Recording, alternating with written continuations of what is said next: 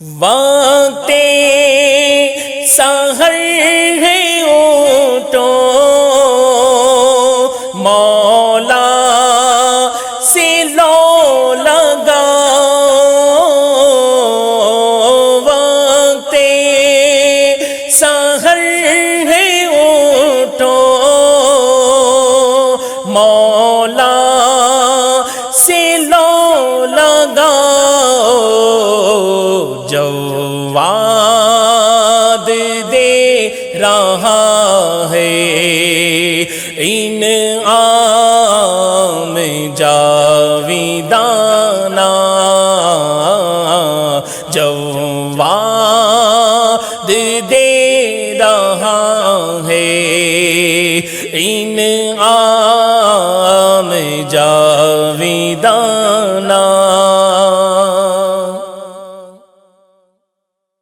الحمد لولیہ والصلاة علی نبیہ وعلی آلہ واصحابہ المتأدبین بآدابہ،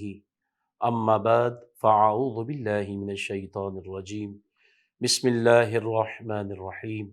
قال اللہ تبارک وتعالی فی القرآن المجید، توبوا الی اللہ جمیعا ایہا المؤمنون لعلکم تفلحون۔ صدق اللہ مولانا العظیم۔ وقال النبی صلی اللہ علیہ وسلم، التائب من الذنب كمن لا ذنب له، او كما قال علیہ الصلاۃ والسلام۔ وقال النبی صلی اللہ علیہ وسلم، التائب حبیب اللہ، او كما قال علیہ الصلاۃ والسلام۔ وقال اللہ تبارک وتعالی فی مقام آخر فی شان حبیبہ، ان اللہ وملائکتہ یصلون علی النبی یا ایہا الذین آمنوا صلوا علیہ وسلموا تسلیما۔ صلی اللہ علی النبی الامی وآلہ صلی اللہ علیہ وسلم، صلاۃ وسلاما علیک یا سیدی یا رسول اللہ، فإن من جودک الدنیا وضرتها ومن علومک علم اللوح والقلم، مولاي صل وسلم دائما ابدا علی حبیبک خیر الخلق کلہم۔ مجرم بلائے آئے ہیں جاؤ کا ہے گواہ، پھر رد ہو کب یہ شان کریموں کے در کی ہے۔ حمد و صلات کے بعد میم ٹی وی کے عزیز سامعین و ناظرین، تمام تر محاسن اور تمام تر محامد صرف اور صرف اللہ وحدہ لا شریک کے لیے ہے۔ میم ٹی وی کے عزیز سامعین و ناظرین، وقت سحر ٹرانسمیشن کے ساتھ آپ کا میزبان ارشاد رضا القادری حاضر خدمت ہے۔ آج کا جو ہمارا موضوع سخن ہے وہ انتہائی اہمیت کا حامل ہے، اور یہ وہ عمل ہے کہ جس کا تعلق ہر شخص کی زندگی کے ساتھ، ہر مرد و عورت، ہر مومن کی زندگی کے ساتھ ہے۔ یعنی کہ یوں سمجھ لیجئے کہ انسان جو ہے وہ خطاؤں کا پتلا ہے، اس سے خطائیں سرزد ہو جاتی ہیں، کیونکہ انسان ماخوذ ہی نسیان سے بھول جاتا ہے، خطا کر جاتا ہے، خطا کا جو ہے پتلا ہے۔ تو یاد رکھیے گا، اب بار بار جو ہے جب بندہ خطا کر رہا ہے تو لا محالہ جو ہے اب اس خطا کے ازالے کی کوئی صورت ہونی چاہیے، اس گناہ کو زائل کرنے کی کوئی صورت ہونی چاہیے۔ تو لہذا اللہ تبارک و تعالی نے اپنے محبوب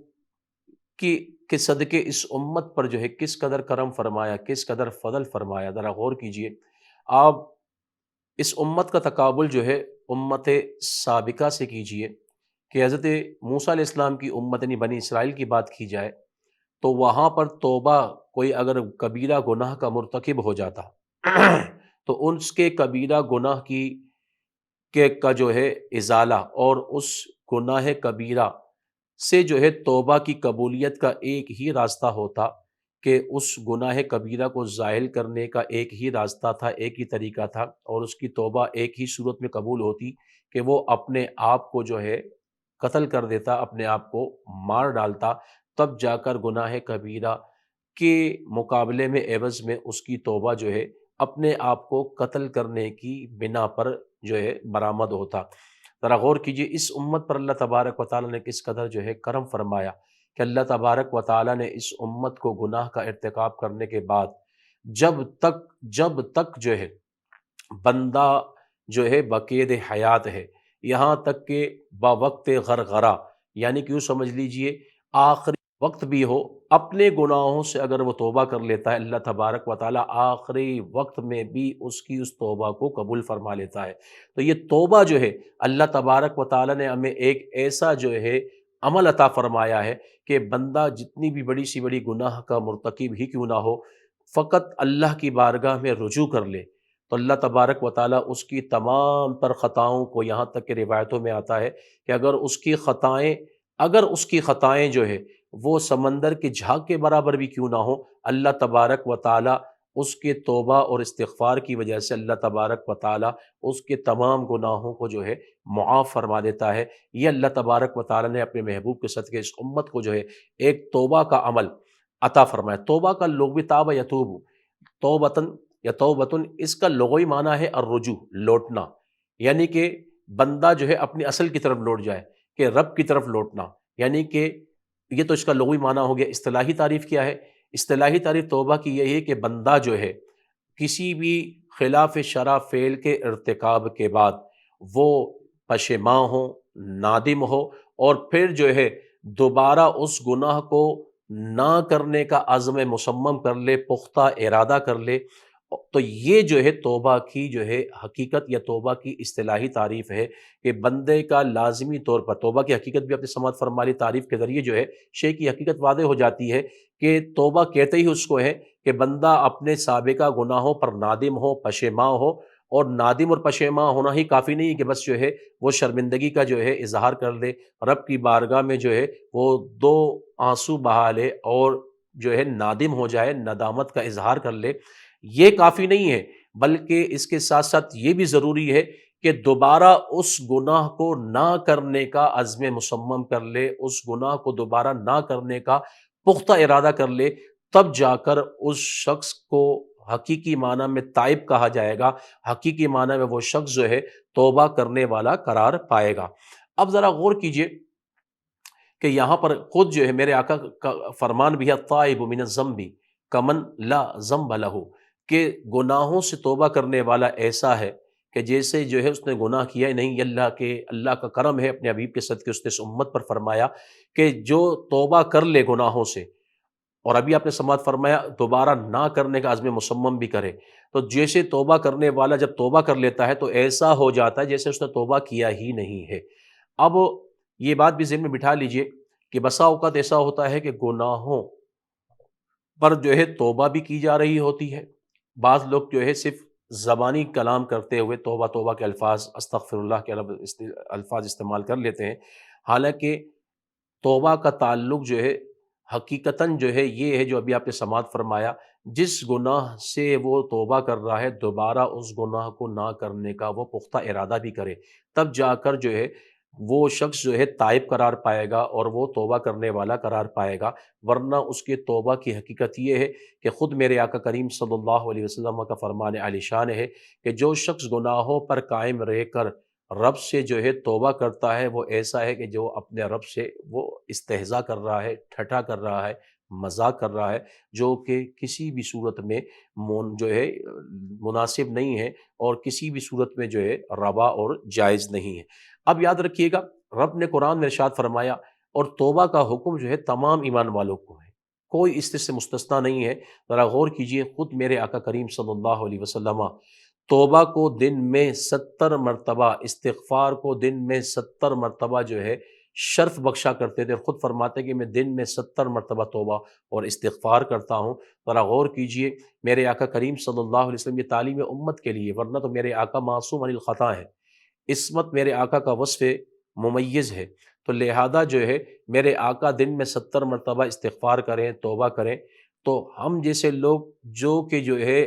لحظہ لمحہ ساعت گھڑی وقتاً فوقتاً یہاں پر ہمارا جو ہے گناہوں کا ایک میٹر چلتا رہتا ہے اور اس پر جو ہے ہم پھر توبہ بھی نہ کریں، رجوع بھی نہ کریں، تو یاد رکھیے گا یہ جو ہے اسے جو ہے ہٹ درمی کہا جاتا ہے، اسے جو ہے کسی بھی صورت میں جو ہے یہ لائق تعریف اور تحسین نہیں ہے۔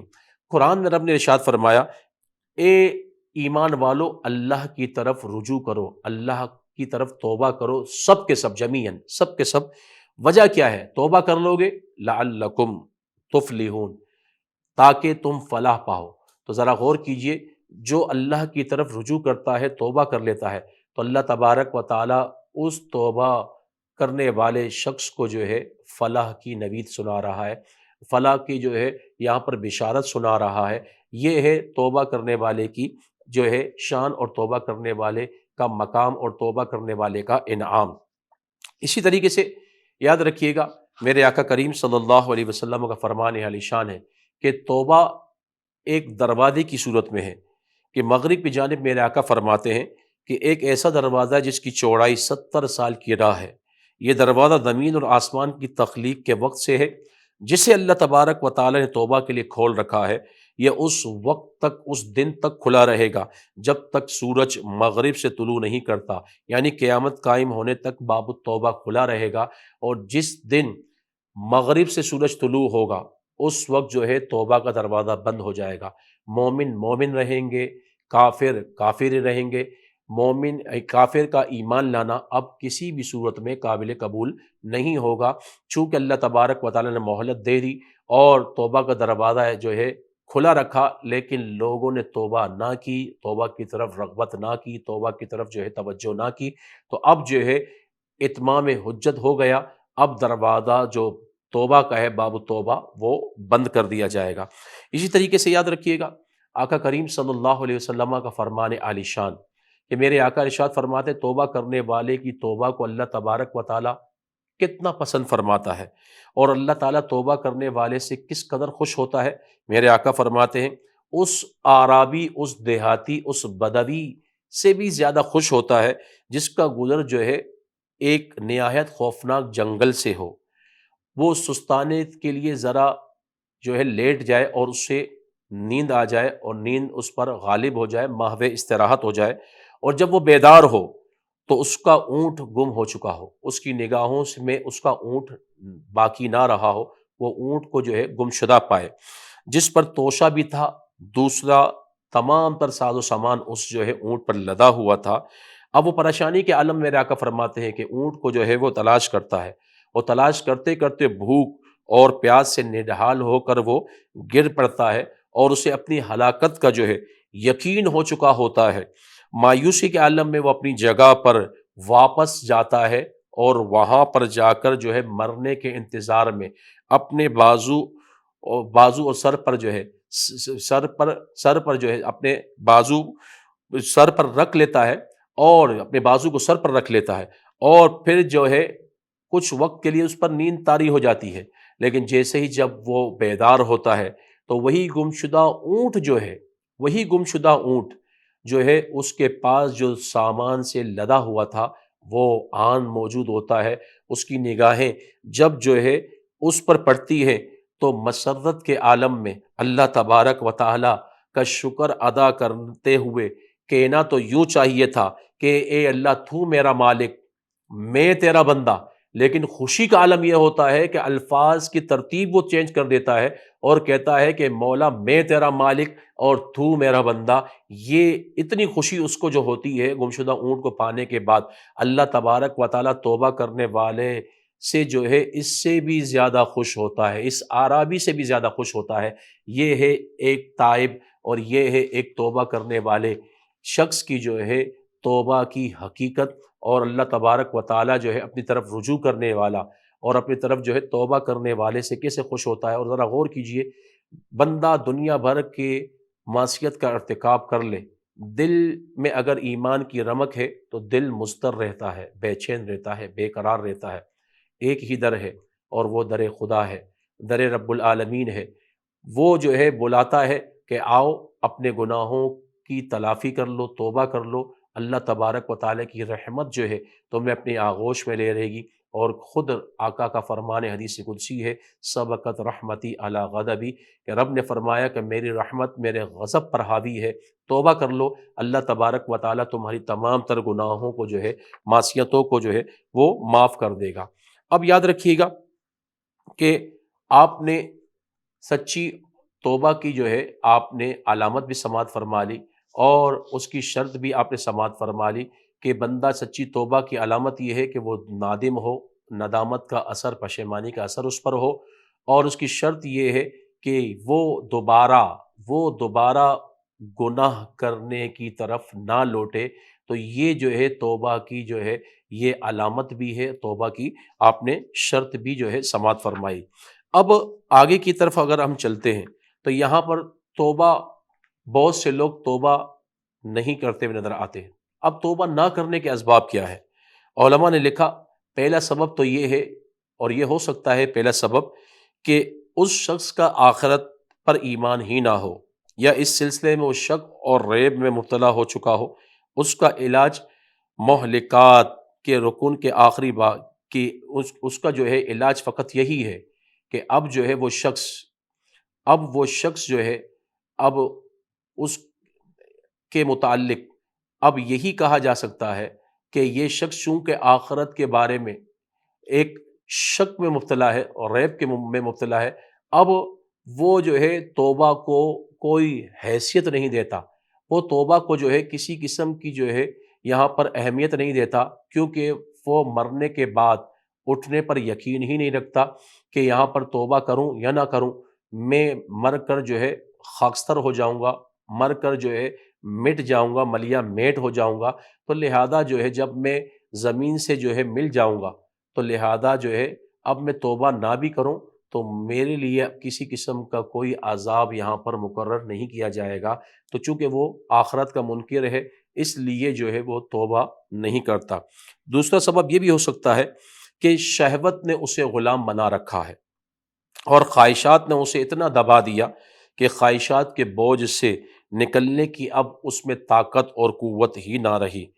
دنیاوی شہوت کا اس پر اتنا غلبہ ہو چکا ہے کہ اب جو ہے آخرت کی گرفت سے اس کا دل بے خوف ہو چکا۔ ذرا غور کیجئے، اس علامات کے لوگ بھی آپ کو ملیں گے کہ دنیا کے اندر اس قدر غرق ہو گئے اور نفسانی خواہشات کے جو ہے ملبے تلے اس طرح دب گئے کہ اب جو ہے آخرت کی گرفت کا خوف ہی باقی نہ رہا۔ اس وجہ سے بھی جو ہے بندہ پھر توبہ کی طرف مائل نہیں ہوتا۔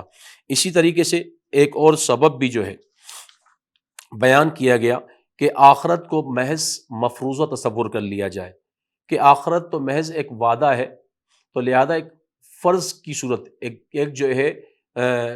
مفروضے کی صورت بنا دی گئی، تو لہذا جو ہے ایک مفروضے کی حیثیت جب دے دی جائے آخرت کو تو لہذا اب بندہ جو ہے توبہ کرنے سے وہ جو ہے اب باز ہی رہتا ہے اور توبہ کی طرف جو ہے وہ متوجہ نہیں ہوتا۔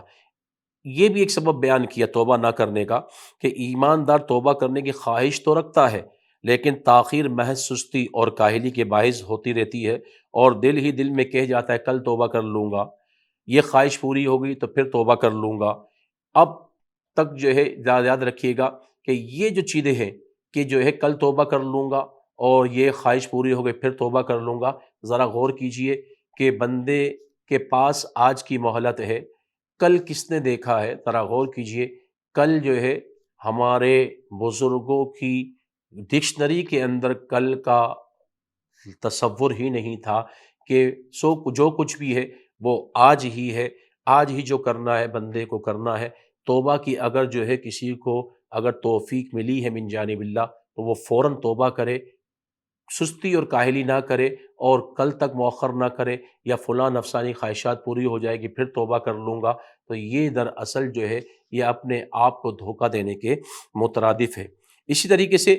یہ بھی ایک سبب ہے توبہ نہ کرنے کا کہ وہ شخص